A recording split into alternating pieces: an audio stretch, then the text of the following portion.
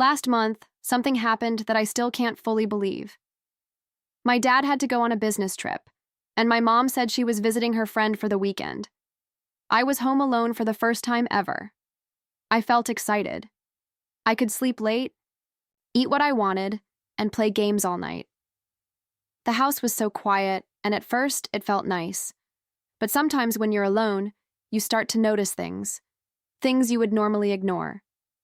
And that weekend, I noticed something strange that changed my family forever. It started with one red box. I was cleaning out the hallway closet, looking for an old board game. That's when I saw it, a dusty red box tucked behind some coats. I thought it was just filled with old papers or decorations, but I was curious. I opened it and saw letters, photos, and an old phone. My heart beat faster. The first letter I picked up was written in my mom's handwriting. It wasn't a note to my dad. It said things like, "I miss you, and let's meet again soon." I froze. I didn't understand what I was seeing. Not yet. I picked up more letters. All of them were to someone named Ryan. She called him my love and talked about weekends together.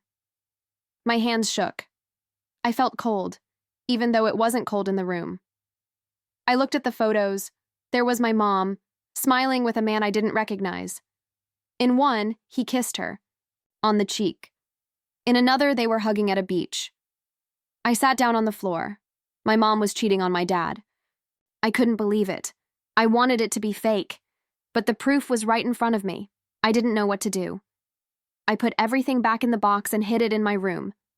I kept thinking. Maybe I misunderstood. Maybe it was all old. But the phone in the box lit up that night. A message popped up. "Miss you already? Same hotel next Friday?" My chest hurt. My mom wasn't done with him. She was still lying to my dad. I felt like I was trapped in someone else's life. I wanted to cry, but no tears came. Just silence. I had uncovered something awful, and now I had to carry it.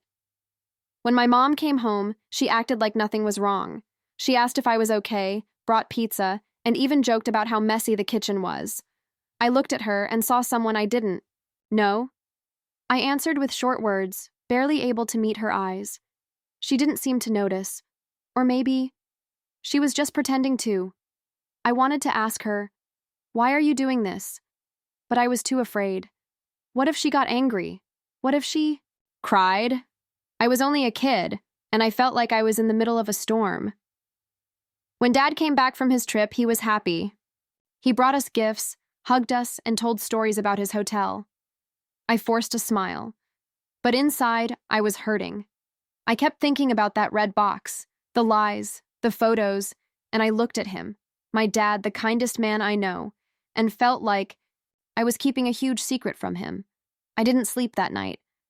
I kept going back and forth in my mind. Should I tell him? Or would it break everything? Either way, nothing would ever be the same again. The hardest part was pretending everything was fine. I saw how much my dad loved her. He planned a surprise dinner for her birthday, and even wrote her a card. I watched him light candles in the kitchen and wait for her to come home. She arrived late, said she had car trouble, and kissed him on the cheek. I stared at the food on my plate but didn't eat. I felt sick. I wanted to scream, to cry, to run. But I just sat there, quiet, while my dad smiled at a woman who was hiding the truth. That night, I couldn't sleep. I kept thinking, what kind of person would I be if I stayed quiet? If it were me being lied to, I'd want to know. But this was my dad. I didn't want to hurt him. I didn't want to destroy what we had. But the lie was already destroying me. I decided I had to speak up. No matter what happened, my dad deserved the truth. So the next morning, I asked him if we could talk. He looked confused but said yes. I sat down with the box in my hands, heart pounding. We sat in the living room. He asked me what was going on. I took a deep breath and opened the box. I showed him the letters, the photos, the messages. I told him how I found it, how I read everything, how I knew I shouldn't have, but I had to understand. He didn't say anything. He just looked at the pictures. His face went pale. He blinked a few times. Then he whispered, "Thank you for telling me." I didn't expect that. I thought he'd be angry or upset with me, but he just looked broken. That evening, my mom came home. My dad didn't wait. He showed her the box. She froze. Her mouth opened like she was about to speak, but no words came. Then the tears started. They went into the kitchen and talked for over an hour. I couldn't hear everything, but I heard some words. "Why?" And "I didn't mean for you." To find out. Later, she left the house without saying much. The house felt cold after that. I sat on the stairs, wondering if I had done the right thing. Everything felt heavy, like I couldn't breathe right. The next morning, my dad didn't go to work. He just sat at the table staring at his coffee. I joined him. We didn't talk much. Then he finally said, "You were brave." I looked at him surprised. "I didn't want to hurt you," I whispered. "I know," he said, "but hiding the truth only makes it worse." That's when I knew I had done the right thing, even if it still hurt. Sometimes the truth doesn't make things better right away. Sometimes it makes them harder, but it also opens the door for healing. That's what my dad believed. Days turned into weeks. My mom stayed at her sister's place. She called once, but I didn't answer. I wasn't ready.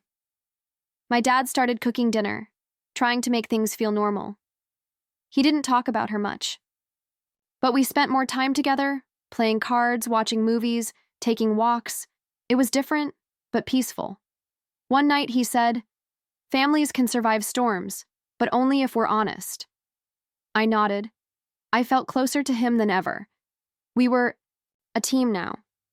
A team built on truth, even if that truth was painful. And that made all the difference. Eventually, I agreed to meet my mom. We sat in a quiet coffee shop. She looked tired and sad.